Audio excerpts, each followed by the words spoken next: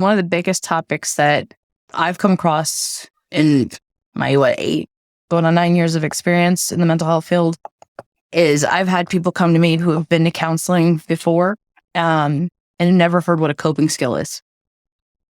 And I'm flabbergasted by that because it's kind of like counseling 101. Welcome to episode 5 of Mental Health in the Age of the Metaverse. I'm your host, Christian Ulstrup, and every episode I sit down with a mental health professional to talk about technology, including virtual reality, cryptocurrency, social media, and the rapidly evolving internet landscape, and how technology impacts our mental health. My guest today is Patricia Peace. Patricia's pronouns are she, her, and she goes by Patti. Patti is a licensed mental health counselor in Florida. She has degrees in both psychology and criminal justice, is a trained Gottman couples therapist and EMDR clinician, and is currently pursuing a Geek Therapy certification. She is also a mental health first responder and has worked through natural and human atrocities. She specializes in working with fostered and adopted youth, members of the LGBTQ+ community, neurodivergent folks, veterans, and clients dealing with trauma. Patti, welcome to the podcast. Thank you, Christian. I'm glad to be here.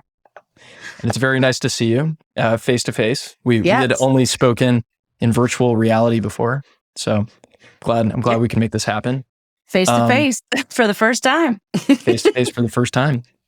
So on that note, let's dive right in.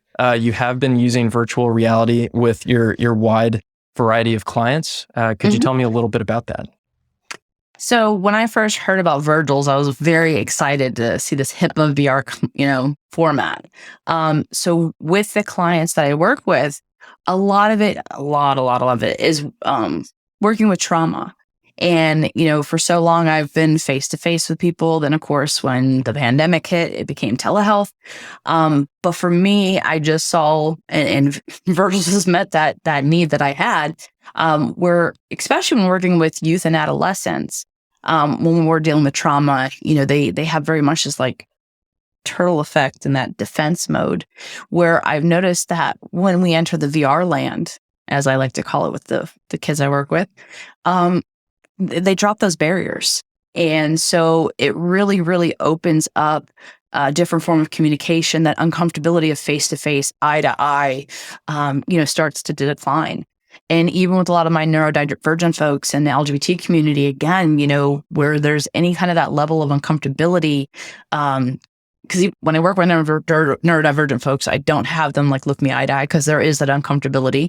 And like I said, even with a lot of my trans youth and adults, it can happen. So it takes that away and just really opens them up to being able to talk more openly. And I find I find it absolutely fascinating. That deflection that can happen isn't present. In even in communicating, I know a lot of therapists that I've talked to about VR go, well, we can't read the body language. You can't see them face to face, but you can read through the GIFs, through what they're placing in there. Very much like when we do sand tray activities. What are they placing in there? What are they doing? Where are they walking? How far are they walking? What are they talking about? And even if there's a level of uncomfortability, I'll tell them, let's just go for a walk. And they might say, okay, I've walked this. Can we change the scene? No problem. Guess what? We went from the forest to now we're in space. Where else can you do that? And you're also pursuing this Geek Therapy certification. Yes. Tell me a little bit about that. Is there overlap between what you're learning through that and using sort of the virtual spaces? 100%. So I'm sure that everyone that can see here, I am a nerd and geek at heart, if you will. I self-proclaim and take those words, take no offense to them.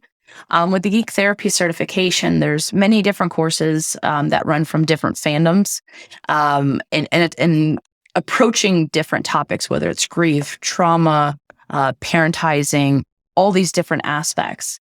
So, and I found it really fascinating because there was something that I was already doing with, especially my neurodivergent folks, which I tell everybody this, I have no problem doing that. My son is on the autism spectrum. He's neurodivergent. And I learned from a very young motherly age, really to learn to speak his language. And Geek Therapy does that a lot. They'll they'll do and train you in different fandoms that I'm not really that, keen on. They're not my thing, but it's important for me still to know.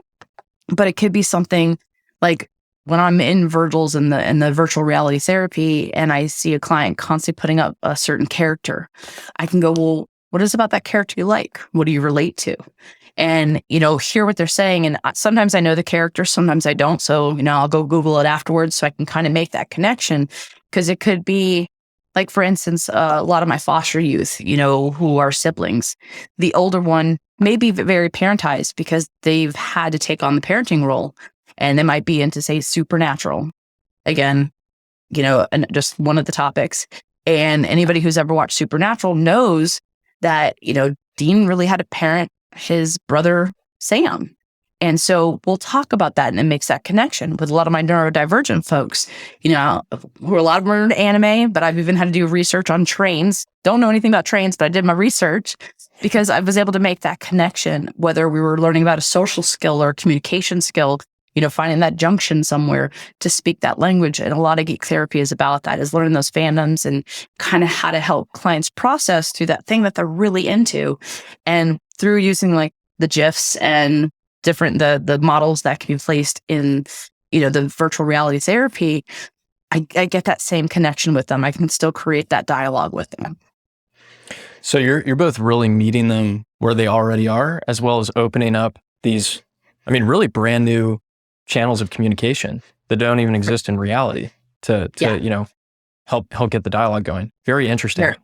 Can you tell me about a particularly memorable time? Maybe there was a client where you went, wow, light bulb moment. There's something going on here. Yes. One of the youth I worked with has been in and out of the system. Had about 6-7 therapists prior to coming to me. And excuse me, when I usually get a client, because I work with the local foster care program, I don't get the sugar sweet rainbow cases. I get the ones that are pretty trying. And he wouldn't open up. Really, really into gaming. So I said, hey, would you like to try some virtual reality? And the first time we went in, it was a lot of just exploration, just regular talking, getting used to the environment, getting used to things around, throwing things up, drawing, big artist. But within the third session, all of a sudden, things are pouring out. 7 years of stuff just came pouring out. And that's when it was that light bulb moment of, oh man, I'm into something here. This is a great platform. It gave, again, he didn't have to turtle. It was open because he just saw me as an avatar. I was just a game piece, and he was able to kind of just let it all out without, that uncomfortability of, like I was talking about, the eye to eye and like face to face kind of thing. Those boundaries and those barriers came down, and that allowed, that allowed a lot of processing to take place. So anger went down, the skipping school went down. All of that stuff started to decrease because we were processing all of, I call it the ick of the past. And as we kept processing that, behaviors, listening, being more attentive, a lot of kids with trauma are automatically stamped with ADHD because there's a lot of overlay in trauma and ADHD symptomology. And, they were wanting to put him on medication, but it was like, well, no, look, he can focus. It's just he was holding on to all of this ick. And now that he's been able to release that, it's been really cool. It's been really cool. And so by giving him that safe space environment where he can feel comfortable enough to start doing some of that trauma work, it's actually had material impact on his behavior outside of the therapy room. 100%. And I've seen that over and over again with my clients who, like I said, are a little bit more closed off or don't like the eye-to-eye contact, or there's some level of uncomfortability, and they already are very much in technology. The generation grew up on technology. I'm old enough that I remember when Atari was a thing. We've come way past Atari. So, they take to it very easily. I know a lot of people worry about, well, you can't see this or you can't see that, or, they're really into gaming, like almost gaming obsessed. This is just promoting that more. And it's like, no, this is using it for good. Like I know even with my own, I say kids, my kids are in their 20s, but it's not just for social media. You can Google things, you can learn. And I just view Virgils as that same format where, yeah, we can have a little bit of fun. We can draw, we can put GIFs up, we can laugh. But at the same time, we can also have these deep conversations to process all this stuff, to start, and they start to realize, oh, my anxiety's coming down. I can focus more. I can sleep better. So we see that real world implications of positivity. And I'm curious, have you taken any steps from the virtual world to then try and teletherapy with the same client, or something that's, taking those steps back to reality? Yes. What's that been like? So typically what I do with my youth that are really into the VR, we'll do about 2 weeks of VR and then one of telehealth. So I want them to still feel that connection. I want them to still work on being able to look someone in the face, because let's put it in real perspective. They still go to school. They got to interact with humans. Eventually they're going to be adults. They have to work, and form different friendships, relationships, if that is their choice, things of that nature. So I still want to make sure they get that. But then we know, okay, the next 2 weeks we'll meet in VR.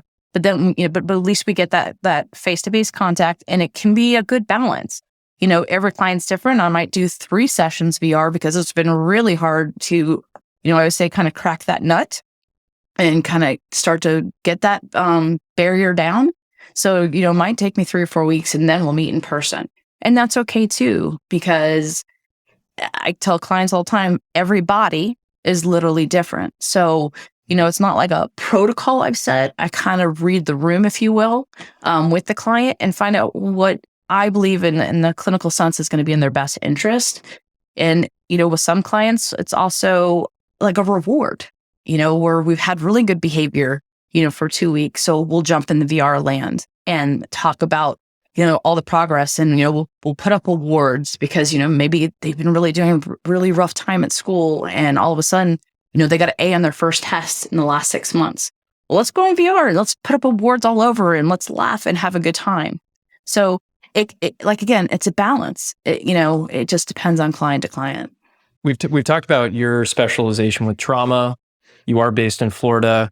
Unfortunately, Florida has been a location where there have been some very traumatic events, mass shootings in particular. Tell me a little bit about what that's been like being a first responder. So before I start, I do want to give everyone kind of like a trigger warning. So if this is a part that may upset you, please go ahead and fast forward, because I don't want to offset anybody by any means.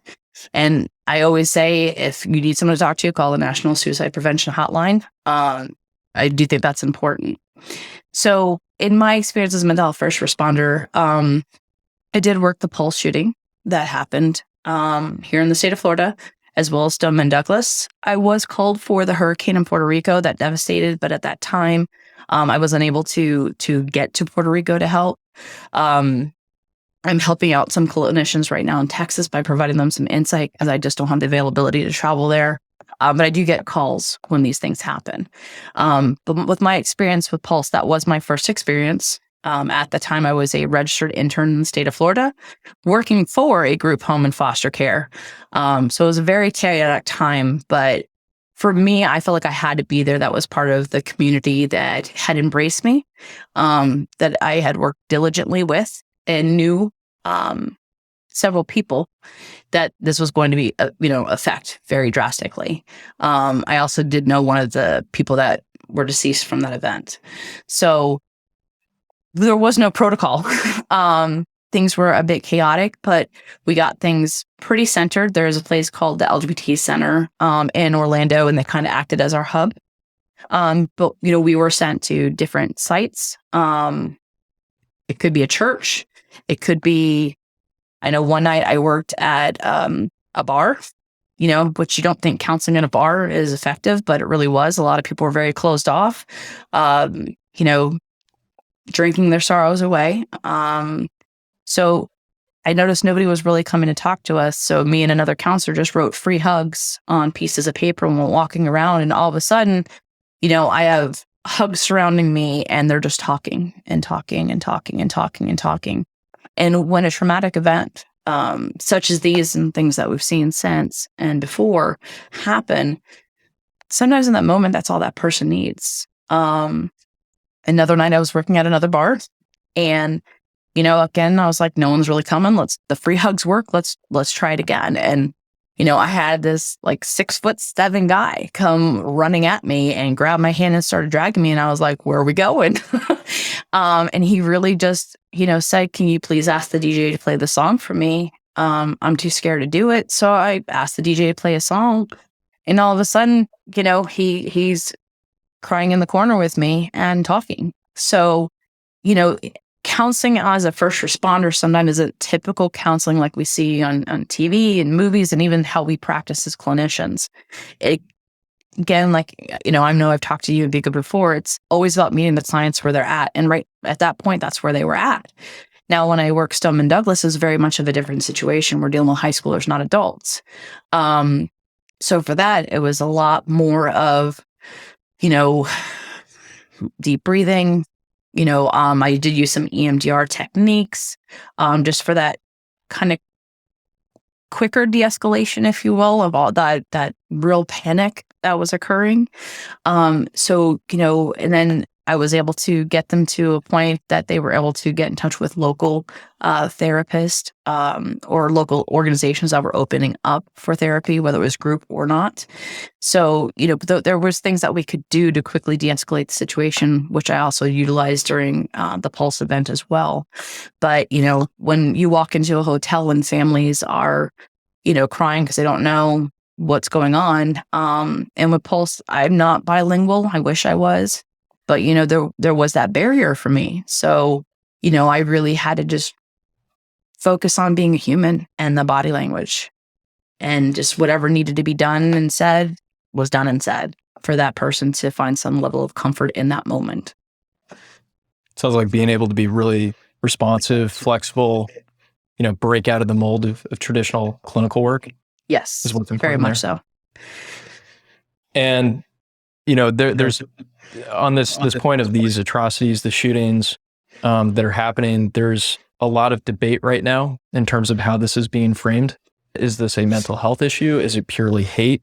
What is the role of technology? There was a bit of it was sort of framed as a gaffe by, I think, the one of the Uvalde spokespeople talked about the shooter being into cyber gaming, and people were kind of dismissing that as a silly comment, but I think he actually was alluding to something which is an important topic, which is that people do seem to be spiraling downward, is the way I would put it generally, but being radicalized, being taught to hate, through digital media. Have you seen this in your clinical practice? What do you think about sort of the intersection of mental health, technology, some of this extreme content online? And for that, I don't think there's any one answer. In the infamous words of my favorite professor, it depends. Everybody is a bit different. I know in the past, other things were brought up, like, oh, it must be Dungeons and Dragons. Oh, it must be heavy metal music. So I think it's us as humans trying to find an answer. What in reality is, it depends. And unless the assailant, survives something, we don't get that kind of feedback. It's all just speculation at that point. Because really, they're the only ones that know what's going on inside their head. Their reality is their reality. And we can say, oh, it was this, oh, it was that. But I don't think there's a one answer unless, like I said, that person could be heavily forensically interviewed. I know plenty of people who play games. They don't do that. I know plenty of youth who are bullied who don't do that. So, I don't think it's a one kind of answer question. I really think it depends on that person. And like I said, the more insight we could get into that within the psychiatric world, the better understanding we have, but again, that person would have had to have survived, be really forensically evaluated. When it comes to the gaming community and sort of content that you can be exposed to online, obviously there are video games, but then there's kind of a social aspect. Right. They can become toxic. They can become, just not really a good place that you'd want to go, especially if you're a young person. For the parents in the audience who might be thinking about some of this, what can you do to make sure that your kid is being exposed to good social content if they're playing video games, or how to think about it at least? So one thing I would recommend to parents, and I do recommend to parents, is having a conversation, seeing what they're into, seeing how open they are. I know as kids get to be teens and like preteens, they might be a little bit more shut off. But if you can kind of get in there before that and enter their world, it will allow you a more open perspective into where they're at and helping navigate, not entering those toxic worlds. Like I know I work with, youth, teen, young adults, and even some of my young adults, have maybe been in a Discord group for years, and all of a sudden 3 people come in and it is just toxic as can be, So we discuss, why don't we leave that and create our own? You can create your own Discord with the group that you had that worked well, but it's about opening those communication lines, but also understanding, because I know parents will just, let a kid get a game because, they just want the kid to be quiet, if you will. Well, what is the game? What is it about? Why do they like it? Like I said, opening that conversation and kind of entering their world, not with a kind of look or active disgust or why would you like that, or oh, that's too much this or too much that, but asking what is their preoccupation with it? What's their interest? Is it because James and John are playing it that they got to play it, or is it something that they actually enjoy? And if they do enjoy it, why? And like I said, creating that open communication, especially very early on, is important. I do find a lot of parents don't like to open the door to the kind of taboo topics and conversations, but really that's what we need to be doing, is having those talks, because this generation is very open. They are, like I said, with social media, they have access to things that we never did in my day and age, that's for sure. So, if we know that these formats are there, what's going on? And then, if you do find that your child is having an issue with maybe being on the computer too much or raging out when time's up, definitely seek out a counselor, work on that. It's, again, it could be a balance for some of my youth. It's, hey, you're not going to bed till 3:00 in the morning and you're not getting up for school. So, okay, let's think about shutting off at 10. A lot of these internet companies right now have apps where you just on off the internet to certain devices. Really easy, and they might get angry, but as long as you're setting those boundaries, eventually they will pick up on it and realize it. And again, if they're not, then there's something else underlying. Let's get into counseling. Let's talk to a therapist. Let's talk to a psychologist. Let's see what's really going on. Because for a lot of youth, they might hide in social media and games because maybe they feel socially awkward. Maybe they're being bullied. Maybe they are part of the LGBT community and they're worried about someone finding out. They might be neurodivergent, who can get very hyper-focused and, 5 hours go by and they thought it was 5 minutes. So it depends. Answer, is up for debate again. But you can see where all those scenarios create different ways of how you would approach it. But I still believe that it starts with communication. It sounds like there's, there are a few key points there that you just shared, but one in particular is that the technology itself might not be the issue. It might actually be a symptom. And so if there is something going on, creating that space, meeting the kid where they are, instead of, trying to completely shut out the digital world or, be separated from it, figure out what they're into, start creating that conversation, and then see where it goes. Yeah, 100%. So you're on the front lines of the mental health crisis, which you alluded to before. This is something that's getting a lot of press. The New York Times recently is now running this pretty excellent investigative journalism series. What topic, when it comes to mental health, is not being discussed enough that should be discussed more? In my opinion, one of the biggest topics that I've come across in my going on 9 years of experience in the mental health field is I've had people come to me who have been to counseling before and never heard what a coping skill is. And I'm flabbergasted by that because it's kind of like counseling 101. And for those who don't know, a coping skill is something we utilize to help reduce symptoms, whether it might be from anxiety, depression, mood swing, the list goes on oversensory. So it's something that we do to self-soothe. It's part of that self-care model. And it could be, and you can look these up, what are coping skills? And you're going to see like drawing, playing instruments, listening to music, taking a hot shower. But I always tell people, expand it, find out what else is out there, because, it's not just, because I might have somebody who isn't artistic, they're not into playing with clay and drawing. It's not their I've always called it their jam. Okay, well, what is your jam? Okay, you like music. Okay, maybe we can make a playlist of how we're feeling right now. How about, have you ever tried to write your own lyrics? Let's see where that can go. But the world is so expansive in coping skills. And I tell people that there's ones we could do daily, weekly, monthly, maybe once a year. I share with all of my clients that one of my coping skills is collecting insects. You're not going to find that on any list. But as I told you in the beginning, I'm a self-proclaimed geek nerd and I self-study entomology and botany. So I have an entire bug collection on my wall over here. So it depends on the person, but don't think that you're limited to just those things you find online. But I do always say, if it's something you do to take up time, that's what I call a boredom buster.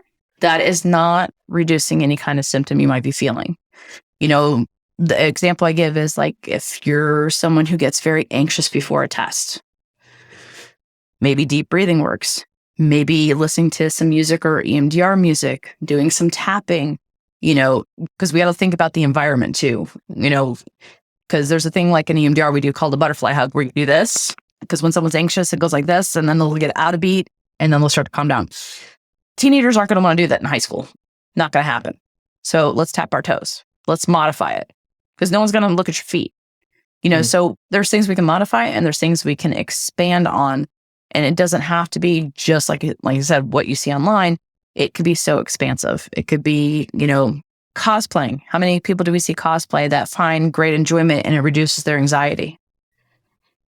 You're not going to find that on the list either, but it exists.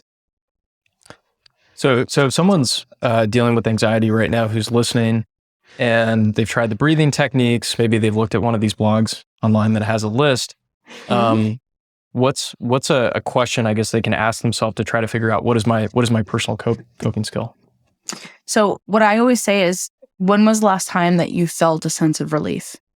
What did you do that gave you a sense of relief? Okay, try it again and see if it works. But know that one coping skill might work 99 times out of 100, but that one time it doesn't work. If we don't have a backup, we are out of luck. So we want to have a minimum, and I do mean a minimum of 10, because some of the people I work with like gaming. Well, we live in Florida. We have hurricanes and power can be out for a week. What are you going to do when you can't game? So, have things across different spectrums. So that way you're not just kind of stuck with one go-to. It could be, fidget spinners were a big thing and fidget items are still a big thing, but some schools don't allow them. So how can we put something else in place of that? Things that you would do at home, you may not do at the grocery store, but you might do them in the car, but you're not going to do them at school or at work. So what can we do across the different environments too? But think about, like I would say, what is your jam? What are you into? What brings you comfort? What brings you that calming thing? And think about your 5 senses too. Because I think that's really important, because some people, smell can relax them. Some people, that's not going to help them at all. Sounds, tactile, think about all of those things and then run with it and try to see, again, if it expands, because there are some times where deep breathing will work for someone, but all of a sudden it's not working. They're like, it's not working. There's nothing. I have nothing else. Okay, well, this is why we need that backup. And I'm a very big advocate for keeping a list. You can keep it in your wallet, you can keep it in your bedroom, you can keep it on your bathroom mirror, depending on your household makeup, of at least a minimum of 10 items. Because when someone is in a very anxious or depressed mood, their minds aren't going to be rational in that moment. But if you go list, I can go that list. Well, now we've caused one distraction because now I have to go move myself to the location where that list is. Then I've distracted myself again because now I have to go through the list to pick something. So we're already starting that de-escalation. Then we grab that item, or pick that item that we're going to utilize and, try to see if we can de-escalate that a little bit more. That is a fantastic piece of practical advice. So it's really getting to at least 10 by asking yourself that question, when was the last time I felt some relief? And then making sure that you're really diversifying. So it's something that works in real life. Maybe there's something in the digital world, work, school, etc., so that you have something that you can reach for in any environment. I love it. Yeah. I'm going to have to go do that. I throw myself under the bus all the time because I always tell people I can't talk about other clients. Yeah. But, for me personally, I like sewing. Do I do it all the time? No, I crochet, which is all in that art section. But then there's sometimes I may want a game, but not like game. I might just put on a Legos game and go bust stuff up because it's been one of those kind of days because you just bust things up and collect little coins throughout it, So I'll do that. Sometimes I collect insects. Sometimes I go for a walk in the woods. Sometimes I do use like right now I have my wax melt on. So you can see those are all all over the place. They're not in one category. So, utilizing that kind of principle, you can see where, okay, again, I would say, think about, from here in Florida and in many other, whether you live up north and you have your brownouts, if you're out of power, you're not going to have your diffuser, your wax melt, your games, your favorite TV show, your music may last as long as your cell battery does. So what else can we do? Can we read? Can we draw? Can we write? Can we go for a walk? What else can we do and diversify it as much as we can? Great piece of advice. I'm going to have to think about that after this conversation.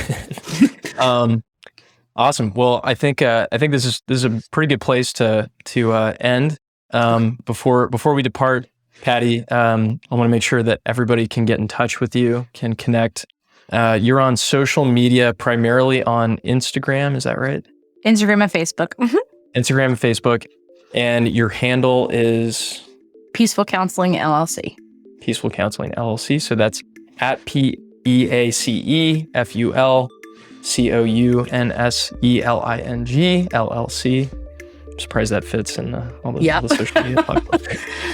But that's where to find you. All right, Patti, thank you so much for coming on. I really enjoyed this conversation, and hopefully I'll see you in reality. I'm sure I'll see you in the metaverse. Yes.